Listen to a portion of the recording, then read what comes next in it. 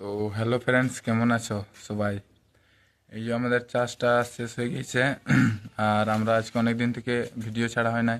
তাহলে আমরা reel shoot করতে যাব এখন। ওই সামনে ভাটা দেখতে পেয়েছো, ওইখানটায় যাব।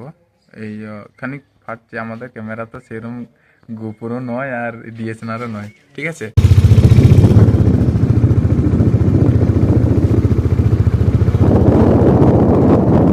হ্যালো গাইস, তো কেমন লাগছে রুটটা? আমরা অফ রোডে এসেছি এখন। ওই সামনে ফটোটা দেখতে পাচ্ছ, ওই যে সামনে, ওইখানে যাবো এখন আমরা রিল শ্যুট করবো। আর এই যে এইগুলাতে আমরা ধান চাষ করি, এদিকে দেখাও। এইগুলাতে আমরা ধান চাষ করি, এটা আমাদের জমি। ওই সামনে ভাটা দেখতে পাচ্ছ, ভাটা দেখতে পাচ্ছ, আমরা ওইখানে যাবো। এই উপর দেখে সব দেখাচ্ছি, এইখানে শ্যুট করব, ঠিক আছে। আমরা ভাটাতে অনেক জনা কাজ করে, তো সেই জন্যে আর কি সেই দুপুর টাইমে এসেছি আমরা। প্রায় এখন 11টা, 11:30 বাজে। আর দেখতে পাচ্ছ এখানে কাজ চলছে কেমন। এই যে সামনে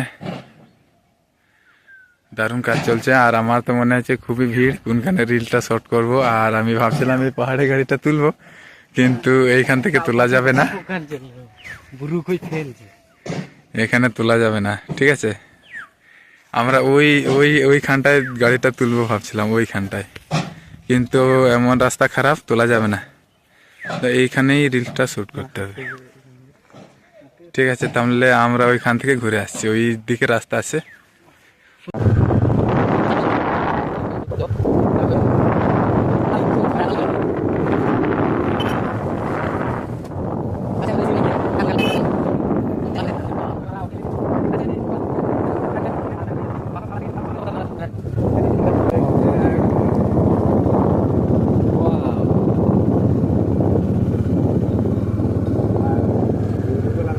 মনে হয় আমরা বেরোতে পারবো না, ভয় পেয়ে যাবে। একটু সাইডে দাঁড়াতে হবে, কিন্তু খুব রোদ সামনে। এখানে ফাইনালি দুধগুলা বেরিয়ে দিয়েছে। আর এখন আমরা নদীর কাছে চলে এসেছি অনেকটাই।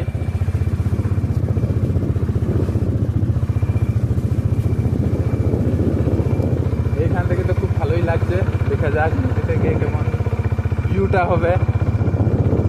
আশা করি ভালোই হবে।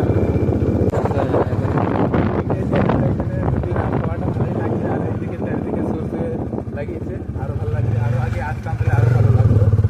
তো মোটামুটি এদিকে বাগানটা ফাঁকা করে দিয়েছে, আর এদিকে চারদিকে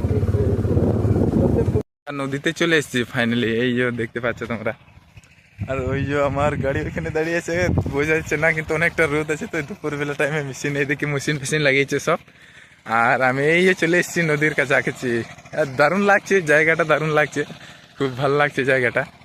আর নদীর একদম কাছে চলে এসেছি। আর এইখান থেকে কতটা গর্ত পার লাগছে দেখো তোমরা সবাই, দেখতে পাচ্ছ এখানটা কতটা গর্ত। আর এই পাখিগুলো উঠছে আমাদেরকে দেখে, বলছে কে হুমুমাল চলে এসছে। আর সামনে এইখানে একটা ভাটা আছে, কিন্তু ওই ভাটাতে নাজারাটা দারুণ লাগছে, সব জঙ্গল হয়ে আছে। ওইখানে গেলে কিন্তু ভিউটা ভালো আসতো, কিন্তু ওইখানে পেরোনো যাবে না আপাতত। এই যা রাস্তা দেখছি আমি এইখানটায়। আর কেমন লাগছে বলবে কমেন্টে নদীটা। এটা হলো কোপাই নদী, ঠিক আছে,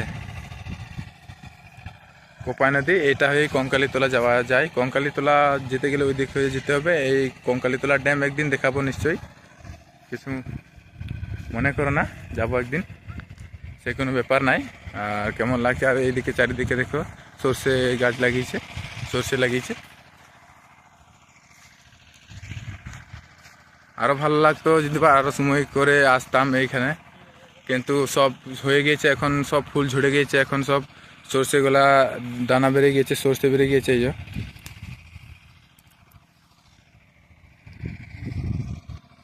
গুলাতে দেখো এখানে আলু লাগিয়েছে, ওইখানে পেঁয়াজ রসুন ওই সব লাগিয়েছে। আমরা পেঁয়াজ রসুন দেখতে তো আসি নাই, তাও আর কি একটু দেখাচ্ছি। আর এইখানটা দারুণ জায়গা লাগছে, এইখানটা চান করা কিন্তু খুবই ভালো লাগবে চান করলে এইখানে। কিন্তু সাবান মাবান নাই, আর গামছা বানি নাই। আর অনেকটা দূর নয় আমাদের এইখান থেকে, খুবই কাছে, ওই 3-4 কিলোমিটার হবে। খুব ভালো লাগছে এই জায়গাটা, কিন্তু এখানে একদিন আমি চান করতে আসবো, আমি পার্সোনালি আর কি, কোনো ব্যাপার না সেটা। এইখানটায় ভাল লাগছে সব। নদীতে একটু নেমে দেখাইছি কি করতে এসে কি করলাম আমরা, নাকি আমরা ভাটাতে এসেছিলাম রিল বানাইতে, কিন্তু একটা বড় একটা ব্লক হয়ে গেছে এখান থেকে। এই যে দেখতে পাচ্ছ জলগুলা নাচি পায়ে করে।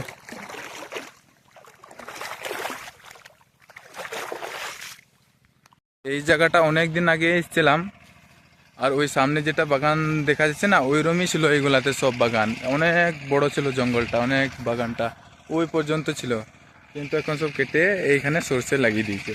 আর এই বাগানটা ওইটা তখন ছিল না, ছোট ছোট গাছ ছিল, একবার কেটেছিল বাগানটা আবার করে দিচ্ছে নতুন করে।